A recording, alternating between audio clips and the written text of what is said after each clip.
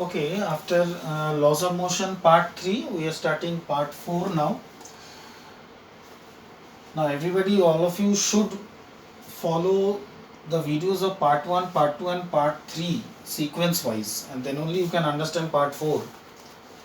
Especially you require to understand part 3, that's Newton's second law of motion, and then you should go for part 4. Okay, part 3 then part 4.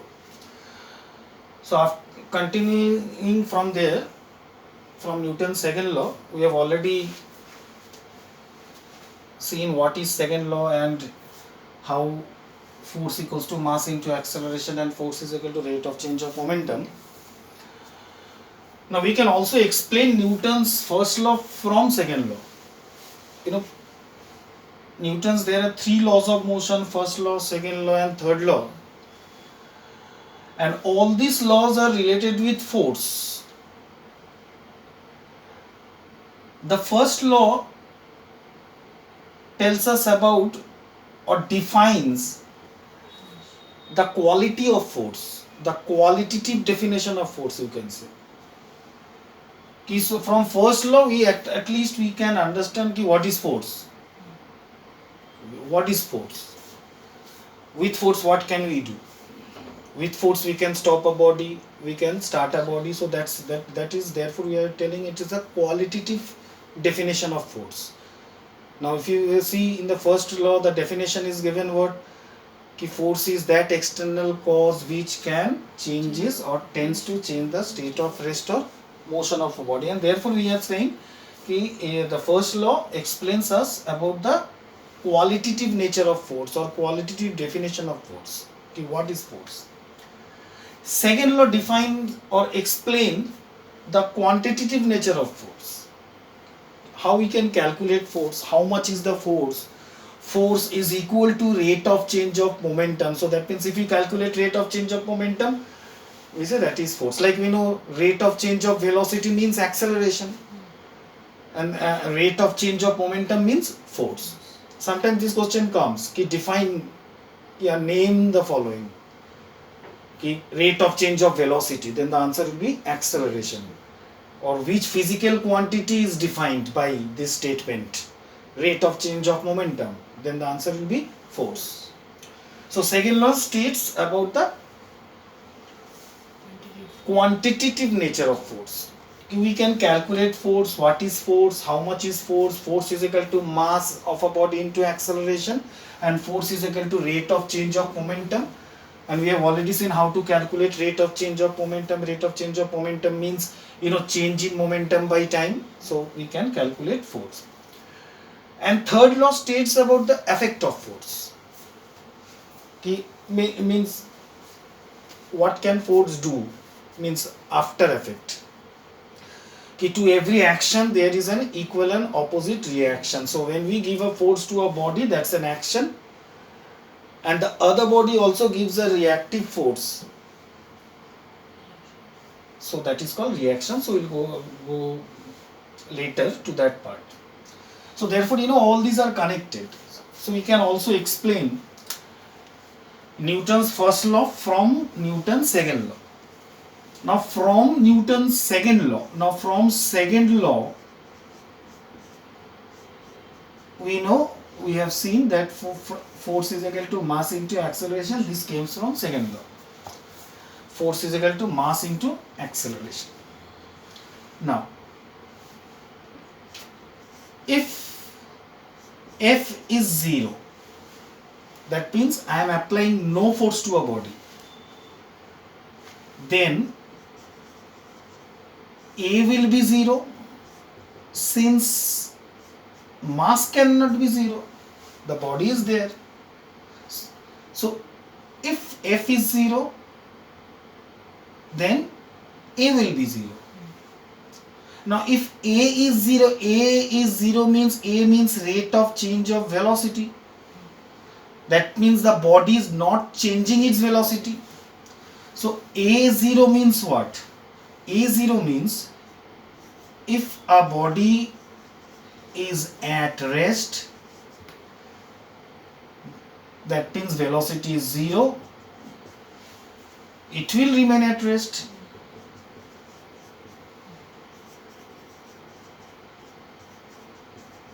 because A is 0. And if the body is in motion, say as any velocity, say a certain velocity v, then it will remain at same state of motion. Why same state of motion? Because acceleration is 0, because when we change the speed, that means we are either accelerating or retarding. That's acceleration or negative acceleration. But if acceleration is 0, that means what? The speed of the body is constant. It is moving at the same speed, no acceleration. When it is happening? When no force is acted on the body, right? Because I have started with F equals to 0.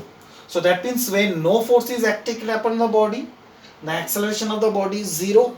That means if the body is at rest, it will remain at rest. And if the body is in motion, it will remain in the same state of motion in the same direction. The direction will also not change.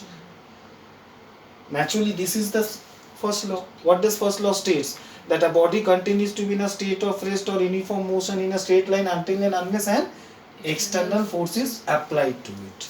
So that means if a body is at rest, it will remain at rest. If a body is at motion, it will remain at motion if F is 0. So therefore we can explain, so we can explain Newton's first law from Newton's second. Okay.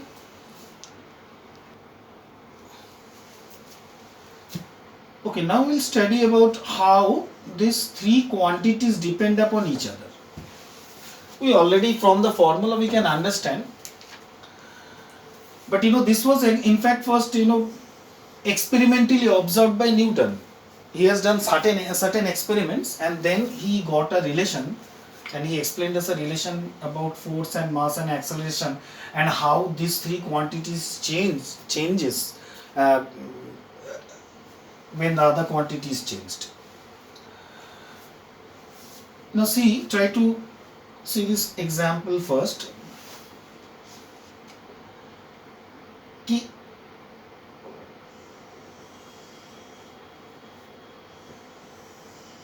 Suppose,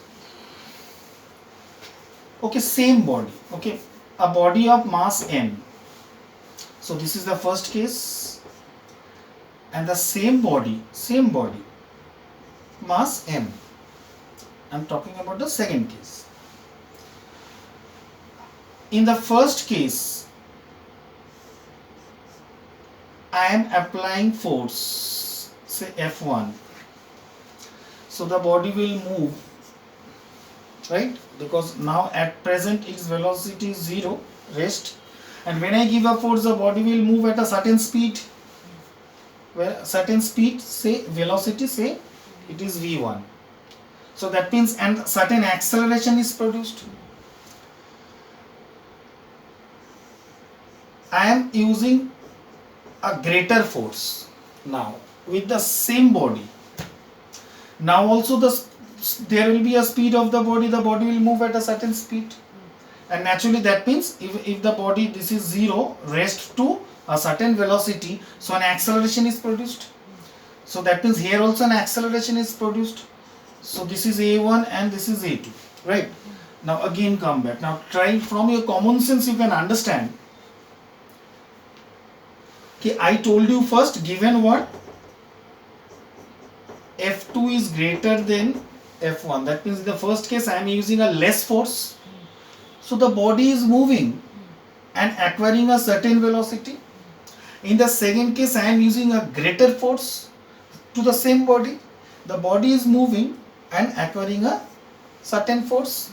Now from your common experience, tell me, out of V1 and V2, which is greater? The V2 is greater, so that means V2 is greater than V1. Now if V2 is greater than V1, that means A2 is greater than A1, so that means this acceleration is greater and this acceleration is less. And here in all these three cases, I have talked about force, I have talked about mass, I have talked about acceleration. Okay, I'm just leaving velocity. Acceleration means velocity change, acceleration means There is a velocity. Now out of these three, what is constant? Mass is constant. So this is what Newton's first observed. And therefore he told that acceleration produced in a body is directly proportional to force. But when mass is constant, that means for the same body, if I use a greater force, the body will acquire greater acceleration. So that means greater the force, greater will be the acceleration. That means acceleration is directly proportional to force. And when mass is constant, the mass is constant. Now this will not happen for a different mass. No? Different mass, the situation will change. So now if I draw a graph, now these graphs are important. Sometimes they ask, you draw a variation of acceleration force graph like this. Okay, so now I can say that A and this is F, because which I am applying I generally use in x-axis, and the quantity which is changing I generally keep in y-axis. Okay, so I am applying a certain force, the acceleration is this, I increase the force, the acceleration is this, I increase the force more, acceleration is this, I increase the force more, the acceleration is this. So finally we'll get a straight graph like this. So you don't have to give any values, you just can show the variation in this way, because directly proportional, you have done graph before also, so you will have a straight graph.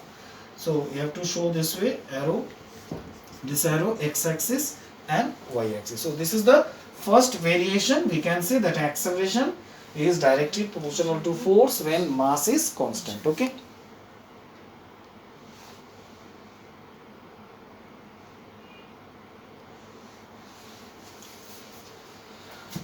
Okay, now second case,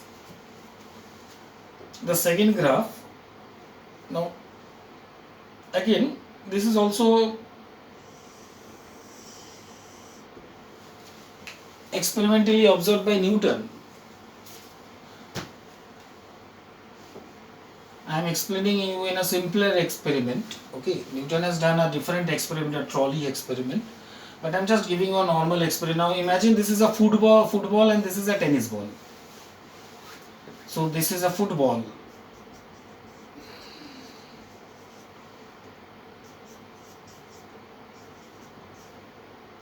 And this is tennis ball. I am kicking this ball.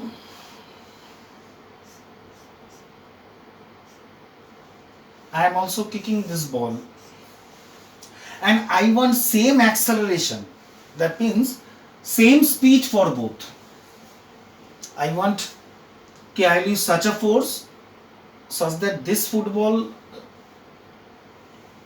moves in a certain speed, means acquires a certain velocity v, and I am using a force in the tennis ball also, and I want the same velocity to be acquired by the tennis ball. So naturally I require two different forces. Now since you can see here the initial velocity is what? 0. Here also initial velocity 0. Final velocity is same for both v and v. So naturally here acceleration is constant. I want same acceleration. The body should, both the body should move with the same velocity from rest. So that means both the body acquire same acceleration. For that I am giving F1 and F2. So here, from here you can understand that from this case, you see this is M1 and this M2. And we already knew that M1 is greater than M2, this mass is greater. So naturally from your common experience you can understand here this F1 will be greater than F2. And in this case what is constant? This A is constant. So here what we got, that force is directly proportional to mass. The force required to move a body, is directly proportional, move or stop a body, is directly proportional to mass. Greater the mass, more force is required to start or stop a body with the same speed. That means acceleration is constant. So here also if I draw a graph, so I'll put mass here, mass here, greater mass, so force will be greater, so force will be this one, so x axis, y axis, and in this case also the graph will be straight. Okay.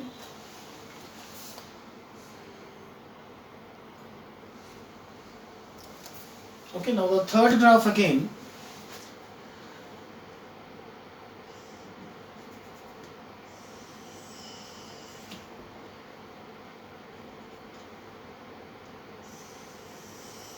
Now again, you imagine here are two bodies.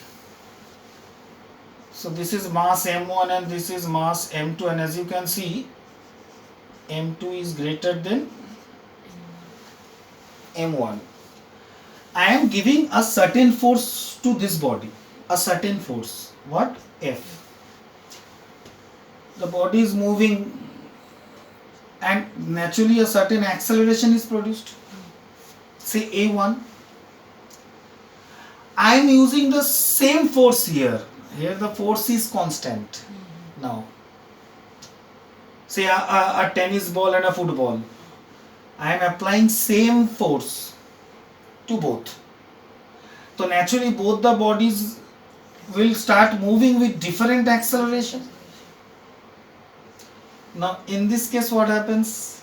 You see that m2 is greater than m1, but a1 is greater than a2, and in all this case what is constant? Force is constant. Now so you understand, we have studied three situations. In one situation there was mass constant, the second situation there is acceleration constant, and now the other force is constant. So I've given you an example. So these are very important concept to understand. And now if I draw a graph,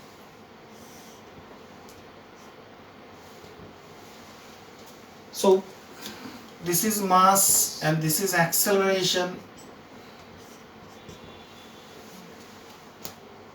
and x-axis, y-axis. Now since it is, so therefore here what you can say finally, that acceleration produced by a body is inversely proportional to mass, and where f is constant. So f is constant and acceleration is inversely proportional to mass. And when you have an inversely proportional, you'll have a curve like this. So that's inversely proportional, and that means here what is constant? F is constant. So this graph, three graphs, especially the first one and second one, is very important. So you should understand this and practice these diagrams. Okay. Okay, now we'll discuss about some Newton's second law of motion's applications in our daily life. A very important question: while catching a ball, a cricketer withdraws his hand. Especially, when a flat catch comes, we have to understand that the cricketer, when a flat catch, and means with a very high speed the catch is coming, the ball is coming in fact, the cricketer generally don't go forward to reach the ball. The cricketer generally withdraws, if you follow, withdraws little bit back, and then it catch the ball. Okay, to be more precise, you try to understand, if a ball is coming in this way and the cricketer generally retires his hand little bit back and catch the ball here instead of going forward and catching it anywhere here.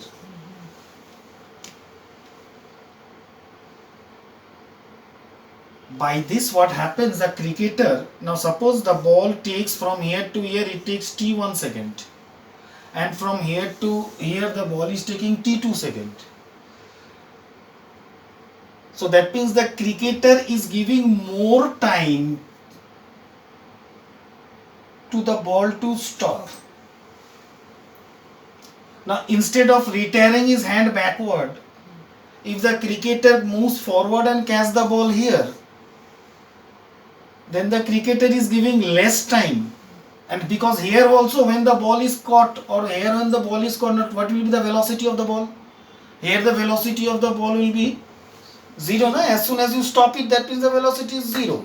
Here also when you catch the ball, the velocity is 0. But when the ball has started, in that case the initial velocity was something.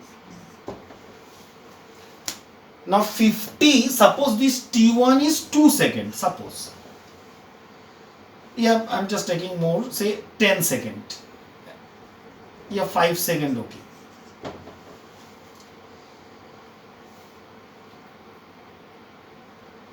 And that means when if he comes forward and catch, or put his hand forward and catch the ball, suppose the ball is stopping at 5 seconds. And instead of that, if he retires his hand backward and then he catches the ball, that means he's giving greater time to the ball to stop. That means now suppose this T2 is 10 seconds, suppose. Mass of the ball, say I am taking, say 50 gram. Okay, or say I'm just increasing 500 gram, that's half kg.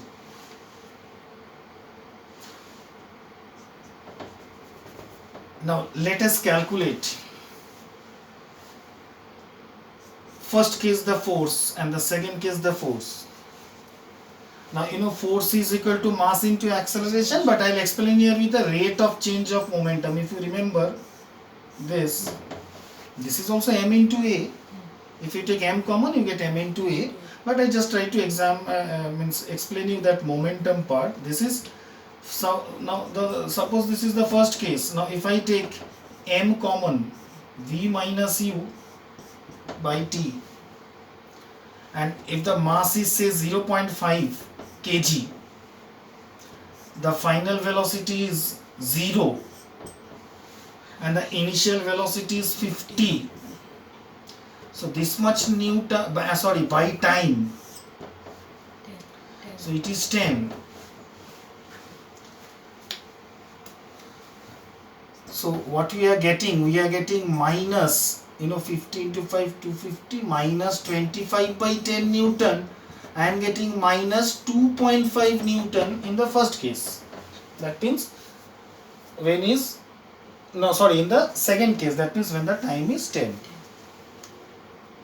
Now instead of time 10,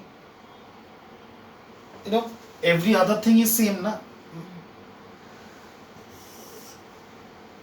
So this was F1. Now F2 means this case, if it is stopping at 5 seconds, in that case again what you get, V minus u by t, again mass is 0.5 and final velocity is 0 and initial velocity was 50.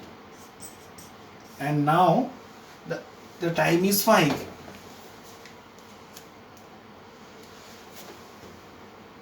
Now what we are getting here, we are getting minus 25 by 5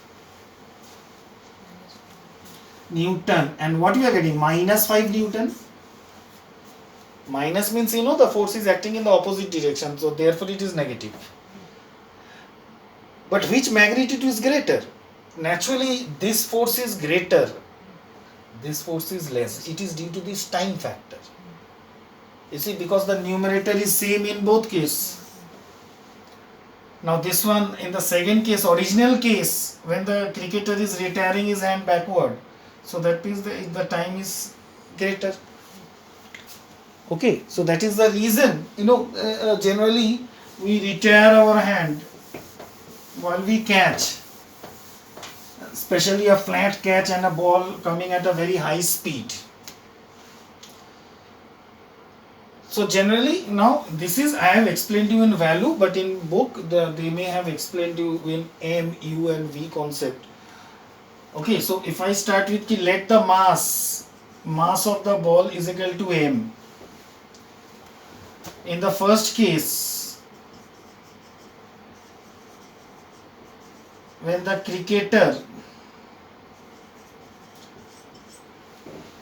is reaching forward instead of backward, reaching forward,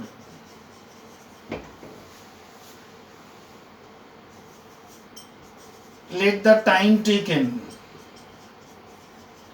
is equal to T1. Mass of the ball is M, time taken is T1. Let the velocity of the ball be V, and that is, say, initial velocity I am taking as V, and the final velocity of the ball is 0, right? So in this first case, what will be my force? Force will be rate of change of momentum, so that is M into V minus U by T. So I have taken mass as M, and my V means final velocity is 0, and initial velocity I have taken as V, and time as I have taken as T1. So finally I am getting F1 is how much? Minus mv by T1. So this is in the first case. So that means when the cricketer is reaching forward. Now if the cricketer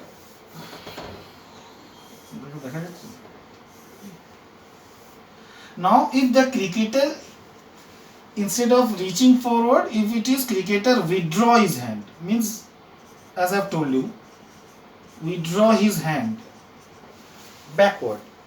Again, here also we are taking mass as M.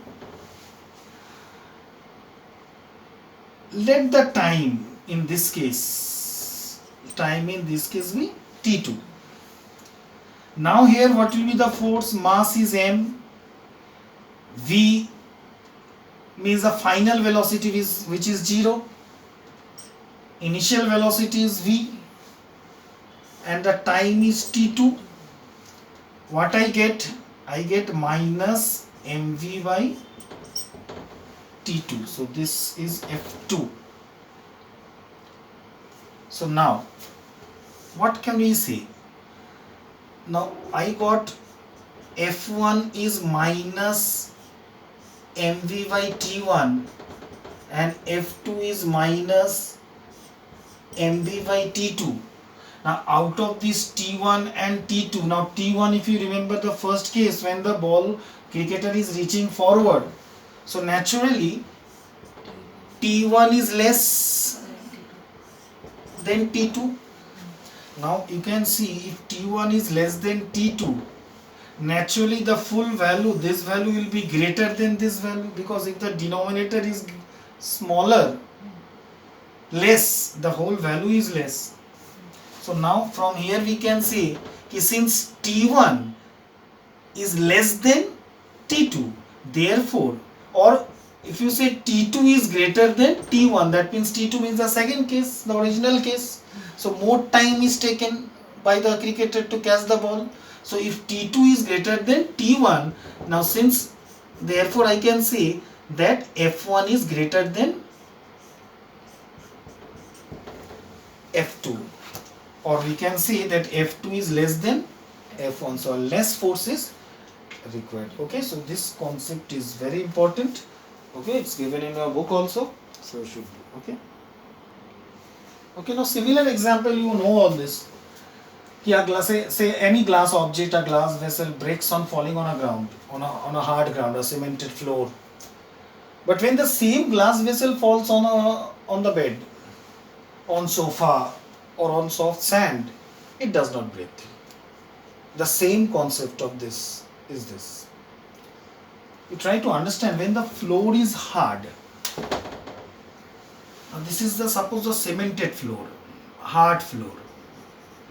and this is say sand or any soft. Now when the glass, say any vessel is falling,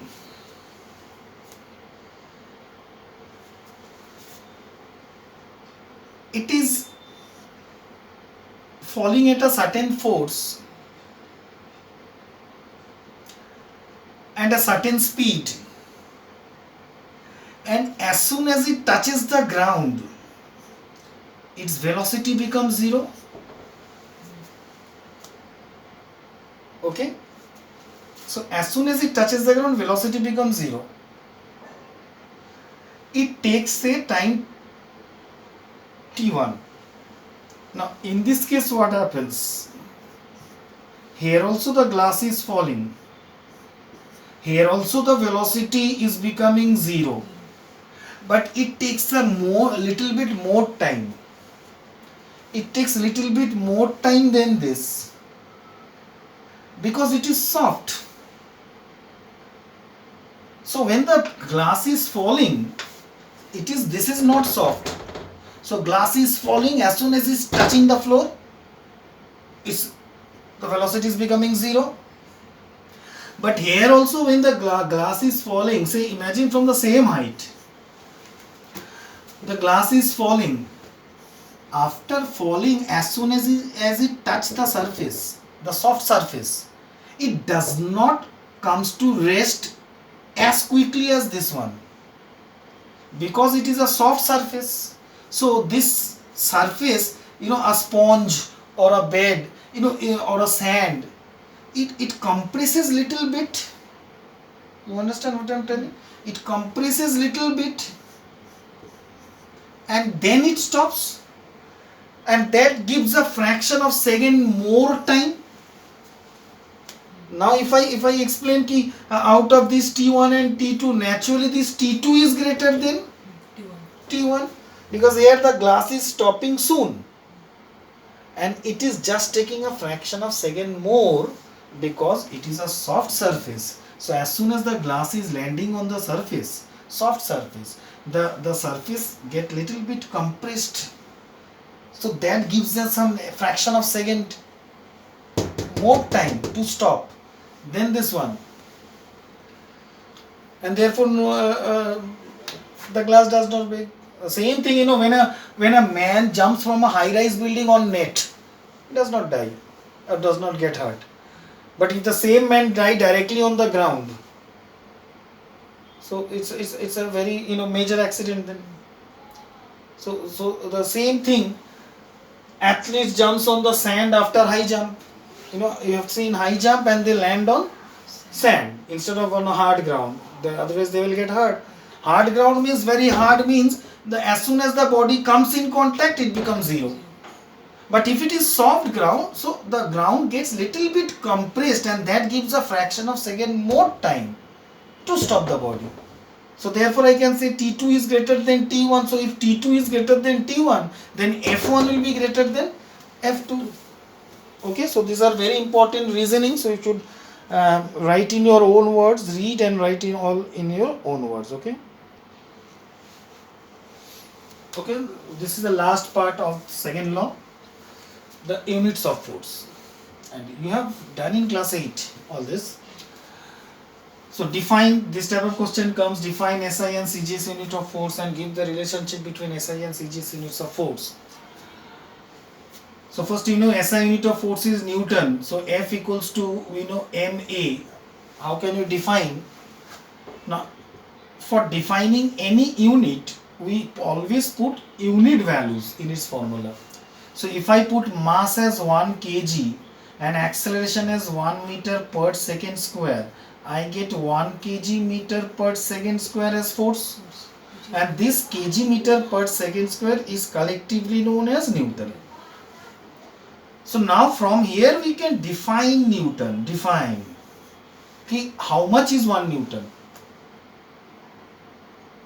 1 Newton is the force which when acts on a body of mass 1 kg produces an acceleration of 1 meter per second square. So that is 1 Newton.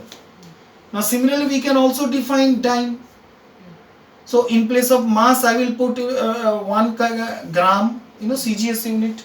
In place of acceleration I will put 1 centimeter per second square. So I get 1 gram centimeter per second square. So that is, this gram centimeter per second square is collectively known as dyne. Similarly, we can also define dyne. One dyne is the force which, when acts on a body of mass 1 gram, produces an acceleration of 1 centimeter per second square. And next is the relationship between Newton and dyne. That's SI and CGS unit. So we can start with 1 Newton. 1 Newton means what? 1 kg into 1 meter per second square. Okay. And then I will convert everything into CGS unit. 1 kg means 1000 gram. And 1 meter means 100 centimeter per second square. So finally I have 20 and 30, that means 50. So I can write it as 10 to the power 5 gram centimeter per second square. So finally I get 1 Newton equals to 10 to the power 5 dyne. So very important relation. Okay, so Newton's second law of motion is finished. Okay.